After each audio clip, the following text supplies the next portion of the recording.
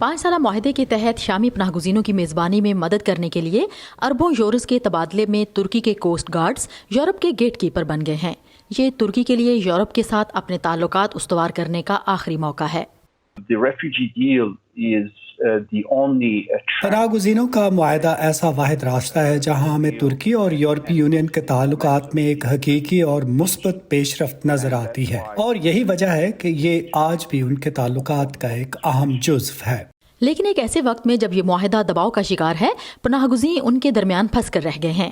Ankara Athens پر غیر قانونی طور پر مہاجرین کو ترکی واپس بھیجنے کا الزام عائد کر رہا ہے، جبکہ یونان ان الزامات کی تردید کرتا ہے۔ گزشتہ سال ترکی نے یورپی یونین پر معاہدے سے منحرف ہو جانے کا الزام لگاتے ہوئے عارضی طور پر تارکین وطن کے لیے اپنی یونان سے ملحق سرحد کھول دی تھی۔ اب انقرہ معاہدے پر نظر ثانی چاہتا ہے۔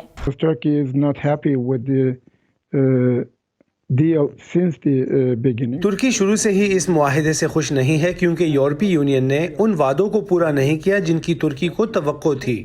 انقرہ شامی پناہ گزینوں کے لیے تعلیم اور صحت کی فراہمی جیسے اخراجات کو پورا کرنے کے لیے یورپی یونین کے فنڈز پر زیادہ کنٹرول حاصل کرنے کے لیے دباؤ ڈال رہا ہے۔ ترکی کا یہ بھی کہنا ہے کہ یورپی یونین کی جانب سے اس کے شہریوں کے لیے ویزے کے بغیر سفر کرنے کے وعدے کو بھی پورا نہیں کیا گیا، لیکن پناہ گزینوں کا معاہدہ انقرہ کو اہم سفارتی تحفظ فراہم کر رہا ہے۔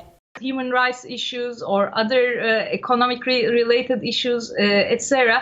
These kind of pressures انسانی حقوق کے مسائل یا معیشت سے منسلک دیگر مسائل جن پر ترکی کو دباؤ کا سامنا ہو سکتا تھا، جیسے تعزیرات کی صورت میں پناہ گزینوں کے مسئلے کی وجہ سے ایک طرح سے یہ سب دب کر رہ گئے ہیں۔ چنانچہ ایک طرح سے یورپی ممالک انقرہ پر کسی قسم کا دباؤ ڈالنے سے بھی محروم ہو گئے ہیں۔ ناقدین یورپی یونین پر الزام عائد کرتے ہیں کہ وہ ترکی کے انسانی حقوق کے ابتر ہوتے ہوئے ریکارڈ کے خلاف کوئی سخت موقف اختیار کرنے میں ناکام رہا ہے۔ اس بات کی بہت کم توقع ہے کہ اس ماہ ہونے والے یورپی یونین کے سربراہی اجلاس میں کچھ اراکین ترکی کے خلاف سخت پابندیوں کا مطالبہ کریں۔ تاہم رایامہ کے حالیہ جائزوں سے جو ترکی میں شامی پناہ گزینوں کے خلاف عوام میں بڑھتی ہوئی مزاحمت کی نشاندہی کر رہے ہیں، نظر یہ آتا ہے کہ ترک حکومت کو پناہ گزینوں کے معاہدے کی بھاری سیاسی قیمت ادا کرنی پڑ سکتی ہے۔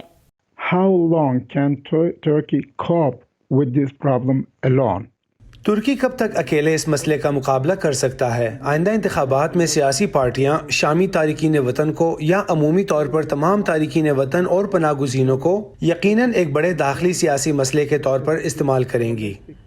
ترکی میں موجود 30 لاکھ کے لگ بھگ شامی پناہ گزین جن کی وطن واپسی کا امکان بہت کم ہے، خطے کے پیچیدہ سیاسی منظرنامے میں بدستور مہروں کے طور پر استعمال ہوتے نظر آتے ہیں۔